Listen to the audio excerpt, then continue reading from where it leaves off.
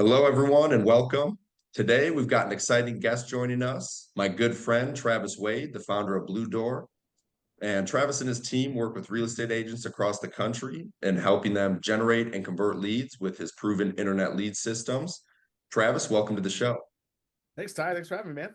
Stoked to be here. Yeah, absolutely. Absolutely. So, okay, guys, in this interview, we're going to be diving deep into some of the really important questions that real estate agents are asking right now, especially around lead generation and lead conversion. And we're going to uncover some of the conversion methods that top producing agents that Travis works with, what they're doing with online leads and their follow-up strategies to be able to convert more deals. And everyone, in case you're new to the channel, my name's Ty Fischer. I'm the founder and CEO of Lead Unlock. And really the real reason I'm so excited to have Travis today is because from my personal experience working with him, I know what he's going to be sharing with you today works extremely well. We started working with him and his team at BluDoor over a year ago, and like immediately, Travis, we saw way more connections, our agents to leads, more showings, more closings. And so, yeah, you're the first person I wanted to have on when we're going to be talking about lead gen and unlocking leads. And yeah, I want to dive right in because, like I watch a lot of YouTube interviews and like when they do this whole background thing and like tell us the origin story and this, Yeah, how'd you get started? Look, dude, I press the skip button. So, I'll just be exactly. honest. We'll dive right into it. So It's the meat, man. my fir- my first question for you, Travis, um, what are some of the common mistakes that you're seeing agents make when it comes to generating and converting online leads? That's a good first question. Jeez. I mean, the first thing I usually, it's going to be consistency, right? So the biggest mistake is consistency, and that's in not just one single facet of everything, but across the board, like consistency, not just lead gen, the way that we manage leads, just having a consistent system in place. Um, that's usually the first thing I see. The first kind of biggest mistake is some kind of consistent program, consistent workflow. Um, and I mean that kind of boils, that kind of actually works its way down to some of the other things too. So it's consistency, relying too much on automation, and I'm a big automation guy. I mean, like I love automation. I mean, I think it's totally changed the way that we everything from generating the lead to managing the lead to converting the lead. Automation is totally changing the game, but I think it's also too heavily relied on for a lot of things. So relying too much on automation, taking the human element out of it, I think is a big problem that we're facing now, and we're going to see coming with all the new tech and AI and chatbots and all that kind of stuff. I think we're going to see a big disconnect. People are going to adjust pretty quickly there. Um, and the other one I kind of, I focus quite a lot on, especially in like trainings or when I'm reviewing with teams or agents, it's treating all leads the same way, right? So, we've got, obviously there's different types of leads. We got buyer versus seller, but we also then we've got investors. You got people that are in niche spaces and stuff like that. But so there's a lot of different you handle those leads differently. But I mean just general from like, of course you got buyer, seller, but then also where they're at in the pipeline, right? New lead versus nurture lead. A lot of people just kind of stick them in there. It's kind of one size fits all. But treating all leads the same is probably one of my biggest issues I see with stuff. But Yeah, I got it. think And so, yeah, you have something? no, I was saying, I mean, it kind of, and then, well, because we talk about it 99% of the time that we have conversation, it's the numbers, ignoring the numbers, the metrics. I mean, we just talked about that. So it's like not knowing, first of all, ignoring your numbers, but then also biggest one, not knowing them at all. Yeah. Too many times I'll have conversations with teams or agents and we're going over numbers and, last year's conversions and all this other kind of stuff. And nobody even knows. Don't know. What's their conversation rate? Don't know. What's your pickup rate, call rate? Don't know. It's like, I mean, they'll have, between 20 and 40% or 20 and 30%. It's like between 20 and 22% could be the difference in, a huge metric that you're trying to track. So anyways, but yeah, not knowing your metrics. Yeah. Yeah, and it's like we talked earlier about like the consistency part, right? Because at BluDoor, like we installed your system with, the text, the emails, and like the call tasks, right? To like tell the agents exactly what they should do and not treat all the leads the same. It's like this person's been active on the website. They just viewed a property 10 times. It's probably a good time to fire out a text and a call. And that was one of the things when it comes to knowing our numbers that when we dove deep into compliance on following the tasks and agents being consistent like each day and each week with doing what the system tells them, the agents who are doing the best for us are very compliant, right? Like they make their calls, they do what the system tells them to do. The agents who are not doing as well, they're completely inconsistent. Yeah, And so, I like that you said that with the consistency and like knowing the numbers, right? Like if we didn't study those numbers, then we wouldn't have really known like why this was happening, exactly. but we were Yeah, able to dive deep into it. And yeah, yeah, if you don't know your metrics, right, you don't know where the holes are. Every office or agent, or there's the ship's gonna have holes in it, but it's impossible to not have any holes in your ship. But if you don't know your metrics, you don't know where those holes are, right? So if you don't know your numbers, you don't know your stats, and you don't even know where to look first. So like we were talking about, right? Missing out on conversation rate, numbers usually this. Okay, we noticed, okay, our call rate's down. Okay, well, there it is. There's the hole. Let's patch that one and then go from there. yeah, But if you're not consistent, you don't know your numbers, you won't even be able to figure that out in the first place. yeah, absolutely. So now a question I have on the lead gen side is what are some of like the top lead gen channels that you see today for agents or teams who want to do like paid lead gen strategies, or I guess it could be organic lead gen strategies too. But what's like the main ones that you're using when you're running with these teams and agents? I mean, the go-tos are always going to be your pay-per-click, your Google pay-per-click, your pay-per-click advertising, search advertising, and then SEO. So you got to have both that. I think both facets of it are important as far as lead gen goes. You got organic, and then you got what you can pay for. But the tried and true, I think anybody would agree that Google PPC and organic. Now, of course, if you have great SEO and you're getting the leads you need, then you don't need PPC, or vice versa, right? If you're all about just paying for it, you don't want to worry about your SEO. They both take time and money. It just depends on what do you have more of. So if you've got the time to invest in the SEO and you're not looking for instant gratification, then heck yeah, 100%. But yeah, between the two, pay per click, either pay for it or get it organically, one of the two. But then also doing it, having proprietary, your own, right? I mean, everybody else, Zillow's, Realtor.com's, all the different sources, they're running ads on Google. That's how they're getting the traffic in the first place, right? So doing it for yourself though, your ads, your stuff, your platform. So Yeah, yeah, because even like those big companies, right? Like they're really just doing Google PPC and SEO like at scale, and yeah. then nurturing their leads and like doing that. Now with Google PPC, what do you see for like a typical time to conversion with leads?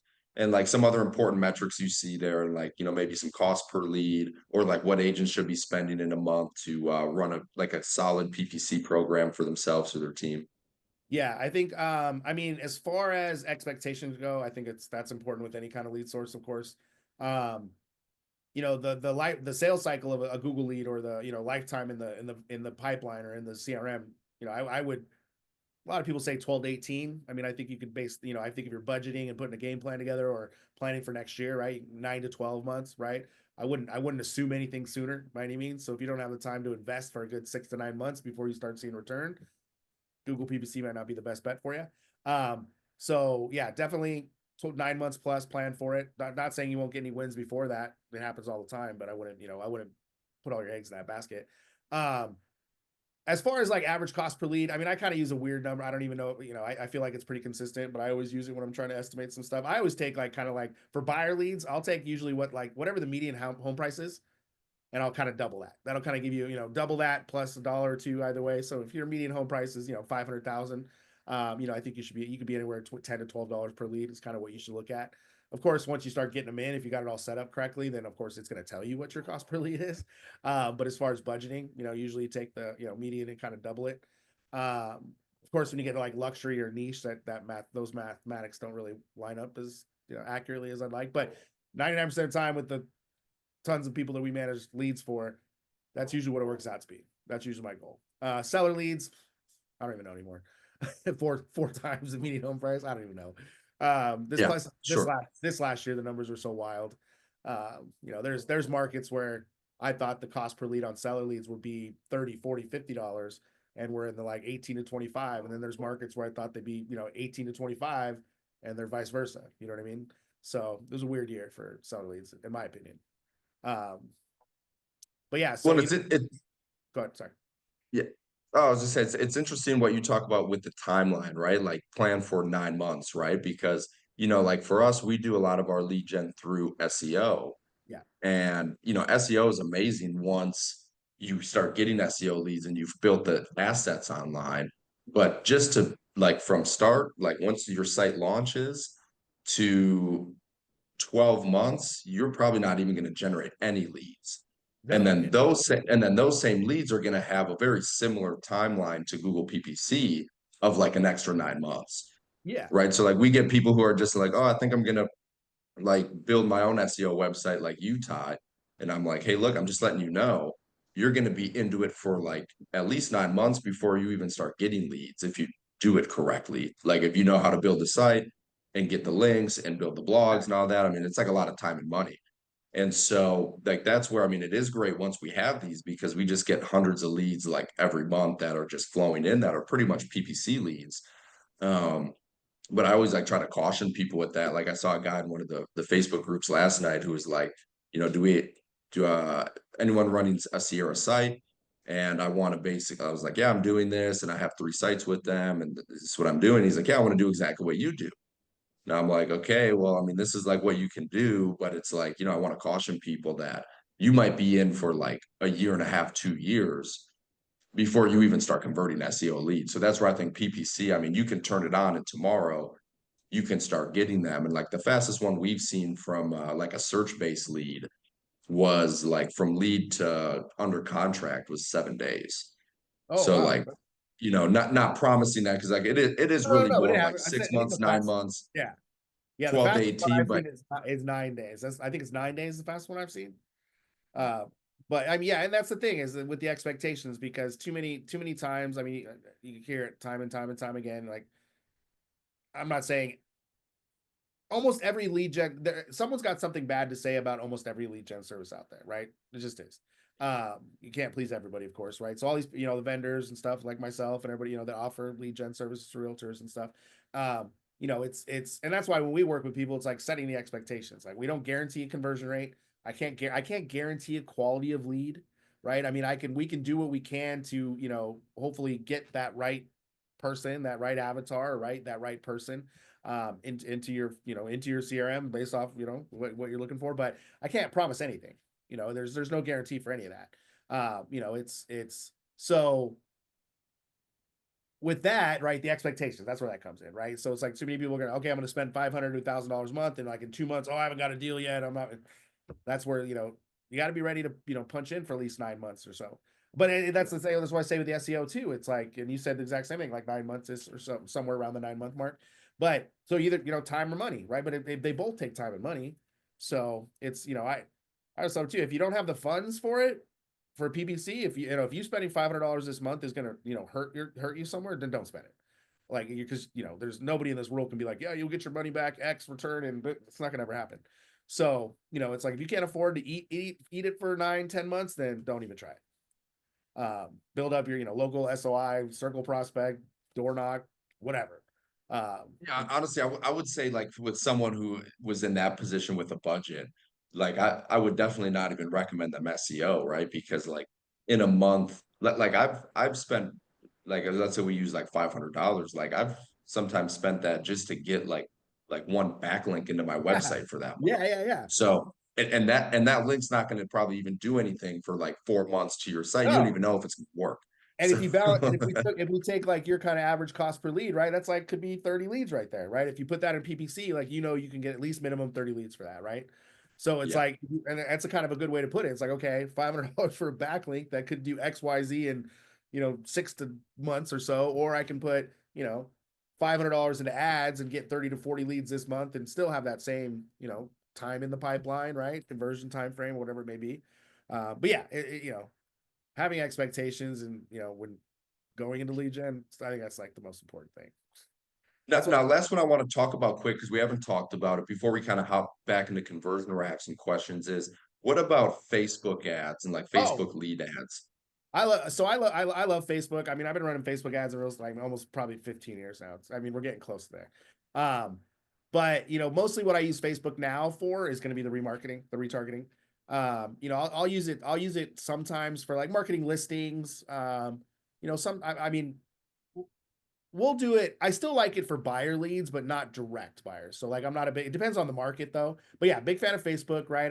It's, we're past the days where you can kind of throw up a homes list ad or find homes in XYZ city, here, that kind of thing. Or, homes under 400,000. Not that those ads don't work anymore, but we're not seeing those like, dollar 50 cent leads anymore. But the retargeting is the beautiful thing. Cause of course, Facebook, it's just a billboard. You can't target. We can't do age group, or we can do a city. We can't. Just a 15-mile radius though. So if you're trying to be hyper local or hyper focused, you're not going to get it with Facebook, right? It's just a billboard. It's like put a billboard on a freeway that gets some traffic. But if we partner a good remarketing campaign on Facebook with a solid either site that's generating traffic, SEO or paid, doesn't really matter, but it's already getting traffic, right? That's where we can retarget. So if we're using Google to basically feed the traffic to the site, whether it's SEO or paid, that's people come to the website. Now we can retarget them on Facebook. So the intent's already there. Somebody already went in there and said homes for sale in this area and ended up on your website. So we know they're looking, maybe not a hot lead and ready to rock and buy right now, but there's some intention there. As with Facebook, there's not. But if we can take people that we already know, retarget them, we already know they had intention or they searched or they used the keywords, and then retarget them on Facebook. We've got a cheaper retargeting than we do on Google, in my opinion. So other people might get it cheaper than me, but it's just using it together in tandem. But you're already targeting an audience that already showed interest in whatever you're trying to sell. So remarketing, that's what I like Facebook for. Yeah, yeah, absolutely. And I love that you took the remarketing angle on this because we've done both. So now Travis is running all of our remarketing across our websites. And I mean, that's like where like we're seeing, really like the value with retargeting people in the database and site traffic. And like we've also done just buyer lead gen on Facebook before. And like, for anyone who's, like a gambler or something like this, right?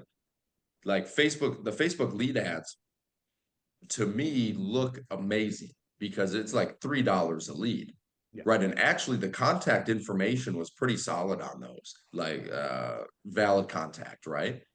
But in terms of one, I think it overwhelmed our agents because we were getting so many of them. I mean, they're cheap. So like you put $1,500 a month into it, or $1,000 a month, and you're getting like hundreds and hundreds of leads. Yeah. Well, I think one, it kind of overwhelmed the agents, and two, we've seen like when we've done these campaigns in the past for like a cold buyer, like lead gen, like you said, kind of the old way of doing it. Uh, just like the connection rate with the lead was always pretty low or kind of like a low quality. Like a lot of people just like, no, I'm not interested. I was just on Facebook. Um, and the other thing we saw is just like a super long conversion cycle. Like Oh we've yeah. converted just like straight cold Facebook lead ads, but it's always like even much longer than Google and SEO. And then the Or even agents, yeah, chat have to market. sit, they got to sit through like thousands of leads Yeah. and calls and stuff, right? So, Yeah. but It's a, but with the sorry, oh quick no. with the remarketing, like in our KPIs for the stuff that you're running, you're looking at like 10 to 25 cents to drive them back into your website where they can Yeah. request a showing, info request, or like we can populate all of our smart lists like in Sierra, like how we have set up through BluDoor, where once people like return to the site and view properties a certain amount of times, now it's triggering our agents to give them a call or it's firing out automated text and emails. So, I mean, I Yeah. love the Facebook remarketing, but like for anyone out there who's watching with cold Facebook lead generation, I've learned this the hard way like several times about because the numbers look great and it's like no just keep getting these leads, but I think PPC is Google PPC is probably a much better route for like Oh yeah, and most I mean, everyone. if we just take your some of your sites for an example, right? We look at okay, we know we can spend $10 and get either one Google PPC or 3 to 4 Facebook, right? But we know we're probably gonna have to go through 4 to 5 Facebooks to get maybe one good contact. You know what I mean? So it's just a numbers game, right? So yeah, you can Yeah. get cheaper leads on Facebook, and again, that's why you come back to the remarketing side. Is there the intent's already there? So like you said, sometimes 10 to 25 cents a landing page view to bring them back to the website. I mean, if you have to do that 10 or 20 more times until they actually submit, right? First of all, you got somebody that's visiting often. It's only costing you an extra, $2 to keep bringing them back multiple times, right? But you're keeping them in your ecosystem constantly, right? So, they visit you once and then, as long as you do the remarketing right, with the right content and so, a little mix of everything in there, right? You can, just like when we go look at shoes online and we get bombarded with all these different things, right? So, just keeping them in your ecosystem, right? It's a once you've But built. I think that's like it's so important now, like to keeping them in the ecosystem because there's obviously all the biggest people like Zillow and Realtor.com, and then there's all these like local sites, right? Like we're doing local, like allhomeslasvegas.com, totalsocalhomes.com. And but like they're not on your site, they're on someone else's site. And Oh yeah. once they register on those sites too, now you have more agents coming in and bombarding them, right? Well, And and so like, yeah, that's yeah, the yeah, thing you go. too is, and that's, I'm glad you brought that up because that's a good point. I didn't even think about bringing up in the situation is, you know, I think I've read different things in different places, but if a lead, when a lead comes or when a contact comes into your system, right? They register, they want to look at homes, they become a lead in your system.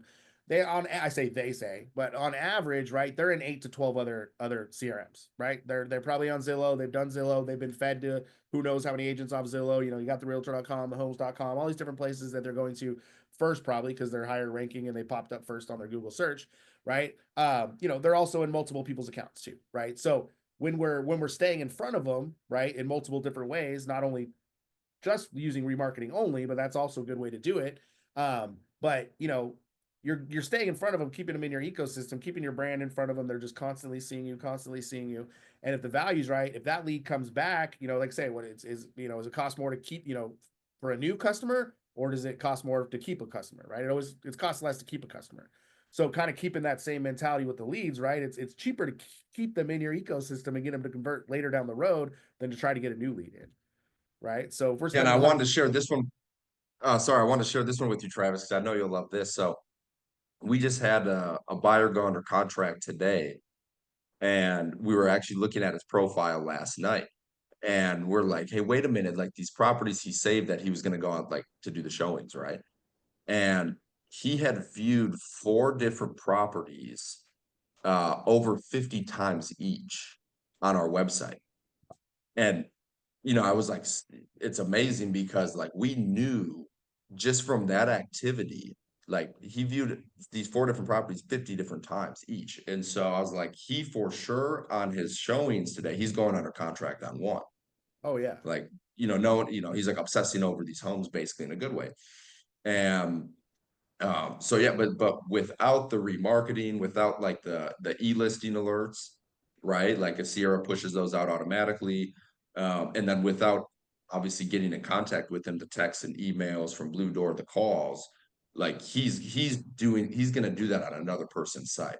And he Oh might yeah. have even done it on other people's sites too, but like the fact that we had the 50 views, so when our agent talked to him, he was like, "Oh yeah, I've been looking on your site. Let's go look at these homes." And now he's under contract. So that Yeah. just happened today, which is awesome. And that's it. That's a good point that you brought up too, is the fact that they come into your website, they see it, right? Everybody, like whether you're paying Google PPC or doing it organically, the end user, the contact of the lead, I mean, they just know they got to your site by Google searching. Like they may notice they clicked on a sponsored post, but to them it's all the same. They don't know that they're a PPC lead or an organic lead, right? So, by the time they register your site to look at properties after they've registered on 8 to 10 other ones, like they don't remember. They're probably, they're not going to remember directly that it was your site they signed up for when you reach out to them. Like, I always joke around and say, like, agents are more vested in this relationship that people they think they have with these leads, and the leads are absolutely, like, you know what I mean? There's like agents got an emotional attachment to these leads, right? They either paid for them or they're trying to get a hold of them. Like they hold so much more space in the agent's head than the agent does in the lead's head for sure. So, so after that initial, I'm on here on night, I look on the side, I see a couple of houses, right? I'm like, okay, cool. I go to bed, right?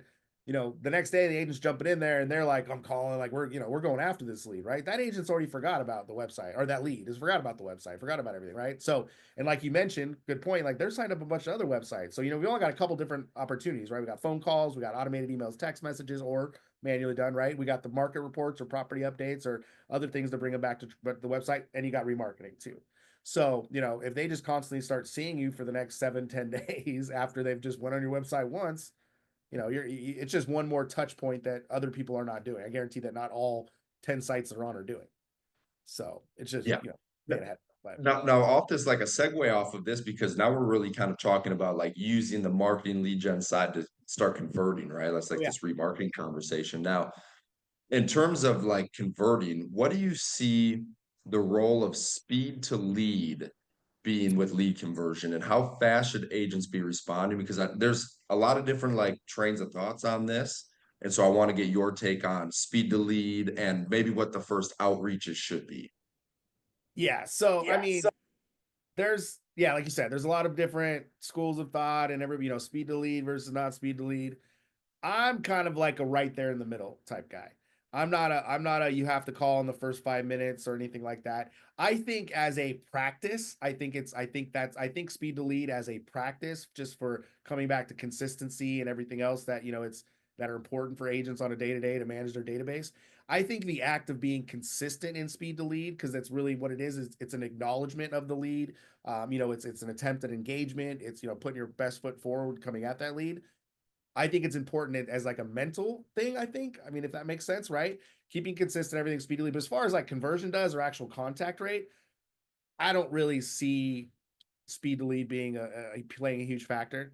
I mean, we've tried things where it's like, okay, we've tried almost everything, but okay, lead registers. We're not going to text that lead or try to call that lead for 2 days, right? Well, let's see what happens. Let's do 24 hours later, next day. If they registered at 9 a.m. tomorrow, they're not going on my to do list till tomorrow around the same time.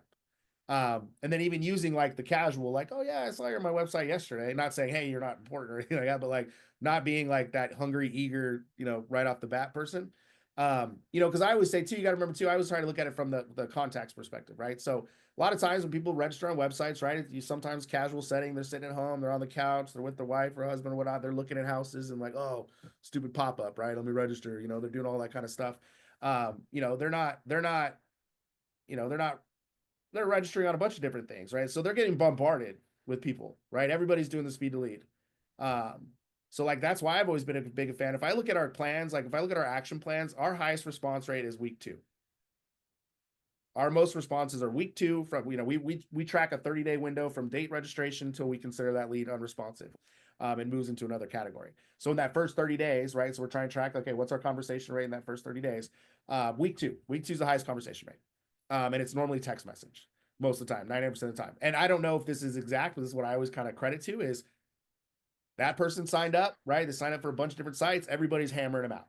Everybody's doing 10 days of pain, calling them 4 times, doing the 7 text in fucking 10 minutes, excuse my language, 10-minute thing, all the different types of weird things that people come up with, right? So you're just another annoying person that's trying to email them, text them, and call them and get their attention. But a lot of people only stick with that first 7 days or 10 days of pain or 100 calls in the first, I don't know, you know what I'm saying. And then after the Yeah, first I know. the dust kind of settled, right? And then here you come. Hey Ty, was just checking back in with you about you were on my website last week looking at a house on 3rd Street, right? I just want to check in with you, see if you have any questions about it. And like you're it's a whole different, you're coming out of the dust. Everybody else kind of gave up for that. So I mean, just using numbers in general, just basing it off stats and metrics and knowing our numbers, I don't think speed to lead is a big factor in actual day-to-day breakdown conversion rate at the end of the day. Yeah. And And I'll probably get flogged publicly for that in a couple forums. Uh, and I well, no, but what you're talking about, and like I think just to clarify context, right, is like we're talking about website registrations, right? yes, From like PPC and SEO and stuff, right? And with website registrations, I completely follow what you're saying because it's much different than a lead. Like when we have a lead on our site and they request a showing, like a showing request or information request, that's when we've seen the speed to lead oh, matters. super important. Like, hey, they hit the showing request. We got to have the text and emails and like the phone call within the first 5 minutes because we need to say, yeah, okay, we can go look at that property, or like they just need to start working with them, right? But in terms of web registrations, yeah, they're like usually at a very early stage of home shopping, Yeah. Well, or exactly. mid Yeah, funnel, no, and but like they don't, you have a yeah, lead, and then you have somebody that registered on your website just because you made them and they wanted to see a house a little bit more, right? There, I mean, there's more to that, right? I don't know, you call it lead and verified lead or whatever it may be. 95% of people that are coming in from Google, whether it's paid or not, again, they don't know that, right? They're just coming to looky loo. Now, they doesn't mean they might not be. They could be anywhere from next 3 months to next 4 years. You know what I mean? Excuse me. So So that speed to lead might be a little too aggressive for them. You know what I mean? And people are, I mean, I know it is. If I go, I'll go fill out some information, get some, on a truck online, and then I ignore every call that comes to my phone unless I know what it is for the next 24 hours. You know what I mean? Because I know what it is, right? So, but if that person follows up with me in like 2 weeks, hey, did you ever pick up a truck? I'm like, oh shoot, there you are. I'm out of my defensive Well, mode. that's the beauty of and that's the beauty of the remarketing and like Yes. systems like we're running on the Sierra system, right? And it's like we're able to see with that lead, like with the remarketing and how often they open emails and all of Oh this. And yeah. then the BluDoor system, you're basically like putting them in our smart list and applying tasks. So it might be around that week 2 time where it's like, no, they've been coming back to the website nearly every day. They've maybe been opening some emails that go out, like make the call, and then we're seeing like high rates of connect. Or the Oh other yeah. thing, our highest rates to just confirm what you're saying, highest rates of connect, it goes text messages number one, phone calls number two, and then emails three. So text and phone calls, text is always like number one, um, in Well, I mean, terms of like connecting with the lead. oh yeah. And the remarketing, when it comes down to, because the way I look at it is, okay, so when a lead comes into my system, I've got two goals. First of all, how do I make contact with them? Right. But then also my side goal is how do I keep them on my site? Like regardless of their time frame, regardless if they respond or not, when they go to look on stuff, like how do I keep them coming back to my site, right? Or using my site. Right. So I mean, and that's where like the market reports or property updates or e-alerts, stuff like that come into play. But the other way to do that is remarketing, right? Is hitting them back with something they already showed interest in and try to bring them back to the website. So by adding the remarketing aspect and also having that's why I think e-alerts are like one of the most important and underused tools in the whole CRM system altogether. Those are the biggest drivers of traffic back to a website after an initial visit. It's something like, I don't know these numbers. Sync put them out, and Sync does do a lot of Google spend, so their numbers are pretty legit. So I wouldn't put them like I wouldn't put my name by them and say this is official, but it's 90. I think it's like 93% of people online leads come to the website one time and don't return without a nudge too. So that's a remarketing, that's a e-alert, that's an email you sent them. That's why, and that's why with like a lot of our follow-up plans and our emails and texts that go out, if I'm always my process is, okay, I need to get a response or I need to get it back to the website. I need to accomplish one of those two things. If they're not responding to the messaging that I'm sending, okay, great. But how can I just get them back to the website? To me, that's still a win, right? Because we don't know where they're at in the pipeline, especially if they're an unresponsive lead or lead we haven't talked to yet. I either want to keep them, I want to get a response for them, or I want to keep them on a website. So my text or email should do one of those two: generate the response or make them want to come look at the website. And it's basically whoever can keep somebody coming back to their website within the next whatever 12 months or whatever their time frame is who's going to win ultimately. You know what I mean? Whoever gets that most, and that's a lot of it's just luck of the draw. Like I just happened to call that lead 9 months later. I was checking in on them every month, but I just happened to call them that one day where something changed in their life and their time frame just changed from maybe sometimes next year to the next couple months. I mean, it's literally most of it's all luck of the luck of the draw. That's why consistency kicks in. It's like it's it sucks calling a lead at once a month and not picking up or anything, but all it takes is that one lucky day that you called them on the right day and they're in a good mood and you know. Well, and I mean, you could call it luck, but I think with your system, it's goes beyond luck because, we're able to see like, okay, they've been returning to the site or they've viewed this many properties or this many times. And so like I would say it's more of like kind of numbers game where it's like if you keep working good numbers, like prioritizing, these are people who are active, they've been returning to the site, then I think, you're increasing your chances of getting lucky, Oh yeah, right? oh With no, a system like yours, right?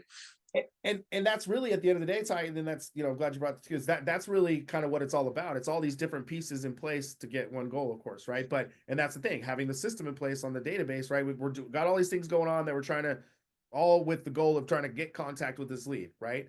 So okay, if we're going to go through our database and make our calls today, do we want to just guess and call through 100 people, or do we want to call through the 20 people that I know were on the website within the last couple days, right? There's my so Yeah. yeah, with ours, that's what we want to do is okay, how can we filter through and shake the rocks out and get the people that okay, today these are the most important people to call today. Tomorrow it's going to change, right? So, but that's like all these little moving parts working together, to get the outcome that we're looking for. But yeah, exactly. It's a lot more easier going into the system and knowing, hey, I'm going to call these 25, 30 people. They're the only ones on my list today.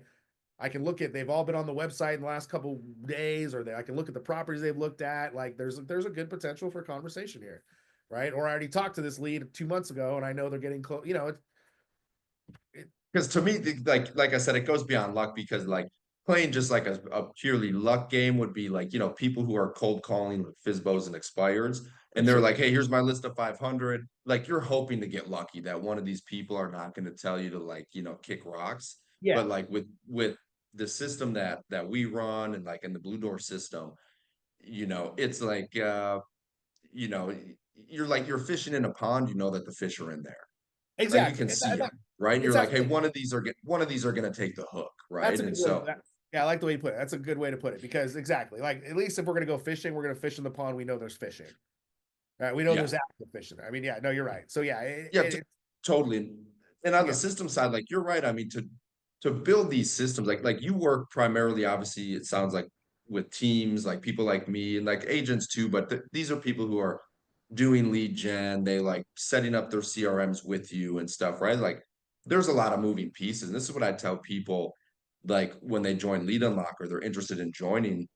It's like, okay, you can do it yourself. Like if you're someone like me or like the people you work with, right, who are like, hey, I want to work with Travis because we want to have the best conversion system in the CRM. We want to set up the remarketing. We want to pay for leads and that. Or like, we're on the side where we're like, okay, we're going to do this for you. And then, we'll do a referral fee on the back end. Right. So I think it just really depends also like, what people want to invest their time in. Like I know a lot of our agents, they've come to us and they're like, yeah, we actually wanted to set up like what you're doing. I think maybe even like a couple agents had talked to you and then they're like, Ty, I realized I'm a real estate agent. I should just focus on selling houses. Like you give me the leads, you do all this stuff for me. Like, we live in this, like Natalie and I and our team. yeah. Um, but then for people, like I think today's interview is like really helpful for people, kind of more like, me or people that you work with, where they're like, okay, I'm running these systems. I want to, convert at a high rate. I want to lead gen at a higher rate. Uh, that's kind of how I see like, the two sides of like in real estate. Oh yeah. Well, because most of the time, I mean, I'm not saying that like a single agent or like a smaller group or anything doesn't have to track the numbers. They absolutely do. But um, when you start getting into like multiple agents or a team situation or whatever it may be, yeah, you have so many more hands in the pot. That's where things get messy quick or can get messy really quick, right? So it's like, or and as a broker or a team lead or an admin or whatever it is, you'll know what your cost per lead is, but then it's like you just kind of like, it's like I just threw $20. Every day I'm throwing $100 into a group of people and I'm hoping that they do something productive with that money that I'm throwing into that pit, right? So, and that's where it's like super important, of course. That's where you lose track of things, right? If I'm doing my own Yeah, leads and I'm paying for them and I'm the only one managing them and I'm making the calls, it's easier. It's also easier, I have more, there's more value to that. You know what I mean? But yeah, that's why with everything that I try to build out or any kind of system that we try to build or, teams that we're working with or even single agents, it's like, okay, what can we I'm a real big fan of the like done for you type model with agents. And I think the reason is I always joke around because it's like, I always say the less the less that you have to do, the less they'll forget about doing. But the less I have to rely on them on agent. But at the end of the day, it's like, okay, what can I do to make sure that the agent is doing every day what moves the needle for them, right? And like, obviously it takes a lot of stuff in place to put yourself in a position for that. But like, CRM, having a simple system in there, all that's all easily doable by any agent. But so if I can put in the system where like, okay, um, you know, let's have ISA make the phone calls so agents are only taking, working with appointments, right? Well, now on my end, I know that, okay, well, an ISA can make more calls throughout the day than an agent can, a busy agent, right? Or, should, I guess, put it where are they going to make the most, where it's going to be most productive for them. So if I can have, okay, so now my agents only have to deal with on a daily basis their current client list, right? Maybe some of their past clients, right? Doing some prospecting, checking in, checking in with past clients, whatnot, handling your day to day stuff. They can now handle more of that important stuff, right? They can deal with more clients face to face. They can do all this stuff so that I can turn on my lead gen side of things. And then all I'm doing is adding more support on that end, ISAs or database managers or VAs or whatever it is, right? To turn that up and then just be able to present my agents with more. here's people that are ready to go look at a property right now type situation. And I mean, obviously it works both ways, but those are usually the systems I like to do. And it's not to take accountability because it really gives the agent more accountability. I think, in my opinion, it gives the agent more accountability for things. Also puts them in more control of things on a day-to-day basis, especially if they're dealing with the broker's leads and stuff. But they're not stressed out about all the 100 call tasks and stuff, which at the end of the day, they're not really, I don't know, they're not, 100 calls a day is not moving the needle much. So anyway, what I'm getting at is not saying the least amount of what for an agent can do, but how can I make it the easiest for the agent to do what's the most important for them to do today? Right. Yes. That's what we want. And And to me, that's why we love yeah, to me, that's it's why more we love like working with you. 100 calls a day is not the best usage of their time, right? If I have an agent that's great on the phone, knows his communities, right, or is great on video or whatever, you know what I mean? Why would I want to put that? Why would I want to have that agent, on my team in a corner making 200 calls all day when I know I can have an ISA do it and he can go make some more videos and just to bring some more leads? You know what I mean? I don't know. You know what I'm saying? Like, kind of bounce it out. Yeah, now, so let's do last question here. Let's look into the future because I want to respect your time here. So going into 2025, Okay. we're in December right now, 2024, but going into 2025, what do you think the next like big thing in real estate lead gen and conversion is going to be? And what do you think will change or be different from in the years past moving forward? I mean, I think the biggest thing we're going to see stir things up next, not just next year, but for the years to keep coming is going to be AI. So how AI is being implemented and used. I mean, it's already being used at a super high level, but I think most agents day to day are using it in like copy and captions for Instagram posts and are not really using it to the level that it could be used. Even just for the average agent. But I think, yeah. So the difference, AI and automation or AI in automation moving forward, I think is going to be the biggest thing. Um, that's going to stir things up. But as far as like where I see it being beneficial, what I'm kind of hoping it goes into is, like I mentioned before, like relying too much on the automation side. I'm a big fan, of course, the chat bots and the AI calls and all that kind of stuff. But I think anytime we remove a human element to something that's so human to human, like it's real estate, man. You know what I mean? It's not like fast food. It's not, you can put up no offense to people with fast food, but you know what I mean? I'm not going to go to fast food and, miss my favorite, McDonald's guy and be like, oh, bummer, it's a robot now, When right? fast food's not like a $500,000 purchase, It's all, yeah, right? it's not a Nor relation. sale. It's not a relationship. You know what I mean? So anyway, so I think there's always gonna have to be that human element there. But where I'm looking at it, where we want to implement AI more into what we do on a day-to-day basis, as far as our goal is okay, generating leads, converting leads, putting tools, everything in between that to help the agent get to that conversion point, right? So I've been using it, or we're utilizing it a lot and trying to implement it more moving forward, is for really, like, I would say lead scoring. So like lead scoring and lead prioritization, right? Because I'm a big fan of, Mhm. like, I love the automation. I love using as much as possible, but like clear cut line, like automated, now we're not. And when we're not automated, it's all agent, right? It's all freaking agent. I think that's kind of the sweet spot between using automation to help us with certain things, but then not taking away the human element of things, but be able to prioritize them for lead scoring. So using AI to tell us even more so, who should I follow up with today? Right? Like in my system today, who's 100? I don't, that's not the right, you know what I mean? But helping with the scoring system. Same thing we kind of do already with the BluDoor stuff or anything we put in the CRMs. It's like our smart filters they're all being populated by activity or recent registration or this lead did this and all that kind of stuff. So you can easily go in and just find here's who I should follow up with today. Adding another element or another layer of being able to score that is, I think, is going to be, for us at least, I think that's going to be huge. Um, Yeah, and very cool. also using AI in marketing aspect of things, but utilizing it, I think as far as like, because as far as real estate goes, fair housing, so when it comes to lead gen, we got Facebook, you got Google, we got rules. Like we can't target stuff because of fair housing, price range, which is fine, but we can't target any of that. So, Google, we have that direct, hey, someone search for homes for sale in California, right? So we know there's some intent. Facebook's just a big billboard, but there's a lot of tools we can use with AI and using AI to help us create that avatar, right? In scale, right? So it doesn't have to be, we don't spend hours and hours and hours creating this campaign and just trying to see if it works, right? It's like, okay, I can use my AI to create me 10 different personas or avatars that I think might be into this specific kind of townhouse in this downtown area of freaking Portland or something, right? instead of me having to like test over and over and over again until I find the sweet spot or the right audience or whatever it may be, AI is helping us do that a heck of a lot faster, right? Very cool. Yeah, Yeah, yeah. so I mean, and it all, so I mean, that's what we utilize AI for the prioritizing and some stuff with the marketing side of things. Um, I think, 2025, I mean, I think it's always going to be important for, I think the more that we go AI, it's going to be more important for agents to have their own personal brand or voice or something, right? Not saying everybody has to be on social media, right? But you're going to have those people that different, different generations and stuff like that that are even going to be, even my generation, I'm in the tech generation or whatnot, but like I would still prefer to go buy my house with a realtor as opposed to like some robot or, if I could just buy it online, I wouldn't want to do that, right? I'd still want the experience or whatnot.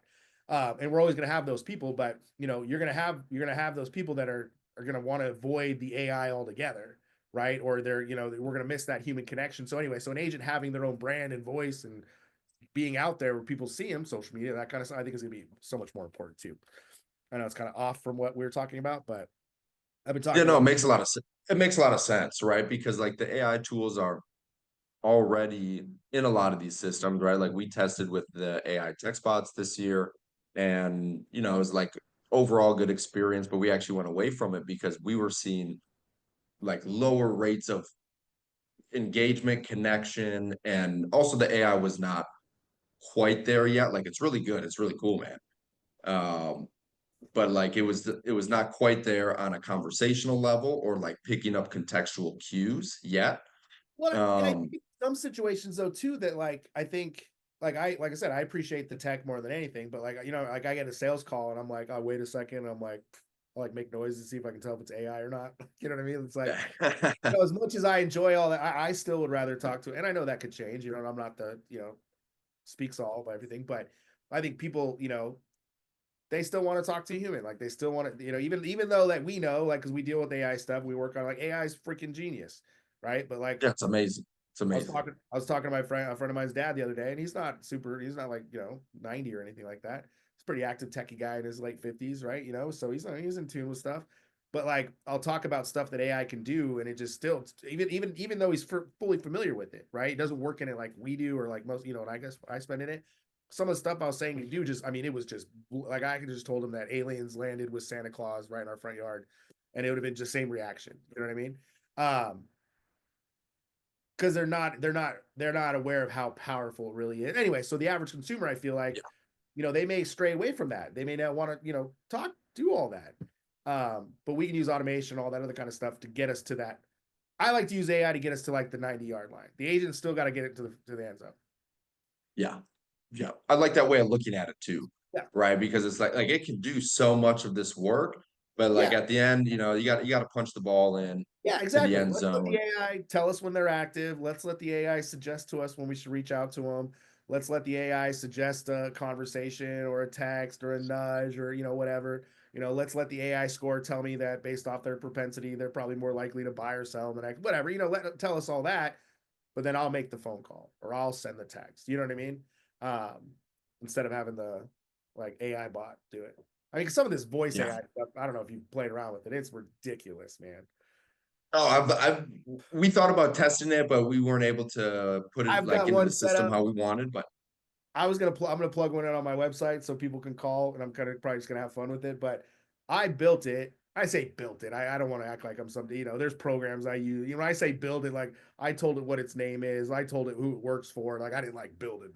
But yes, you programmed it yeah, though. You yeah, like yeah. kind of I yeah, told yeah. it you work for BluDoor and this is what you do and know. Yeah, that's as much work as I did on it, right? But like I'm calling it and I'm like having conversations with this thing, and I'm like, you gotta be kidding me. Like I'm trying to break my own AI bot, and it's like hard for me to break.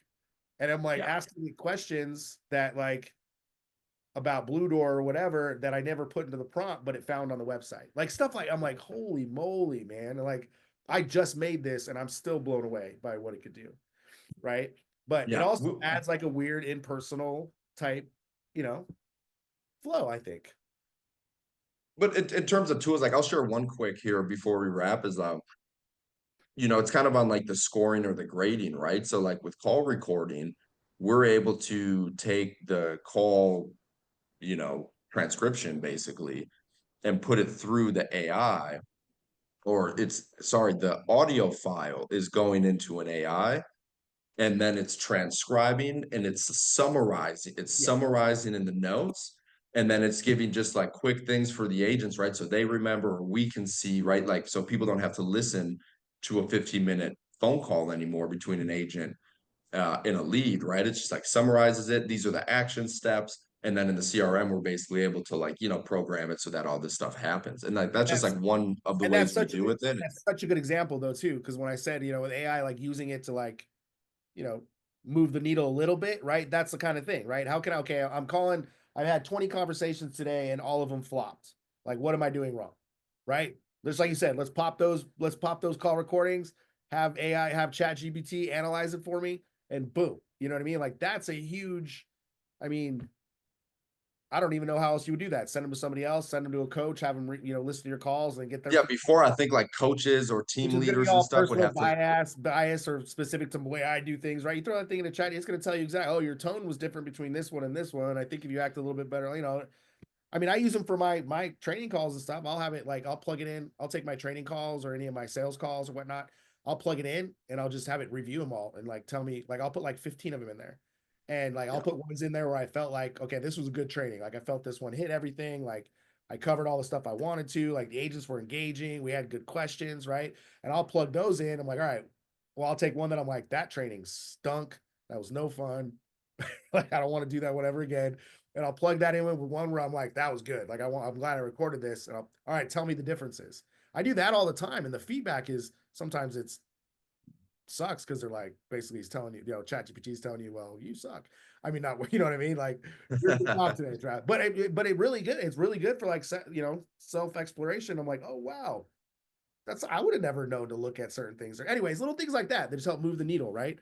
But not I'm to, gonna do that on this interview. I didn't even think about it's awesome, dude. doing that, but I'm gonna plug it in on ours and I'm gonna see what it says, because I think it's also gonna be interested, like I am, in the AI with the Santa Claus and aliens Oh for yeah. real coming down, right? Like if I see that out in the jungle here in Thailand, dude, I'm gonna love it, man.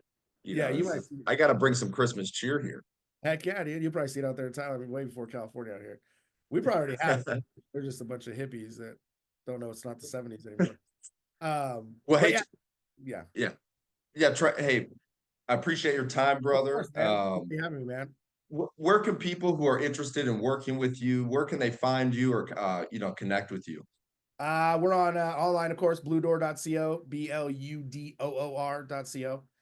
Don't do the .com. You won't want to go there. So yeah, online, that's where all our stuff is. We're on YouTube as BluDoor. But yeah, that's pretty much it. You know, laying low in the Yeah, trend.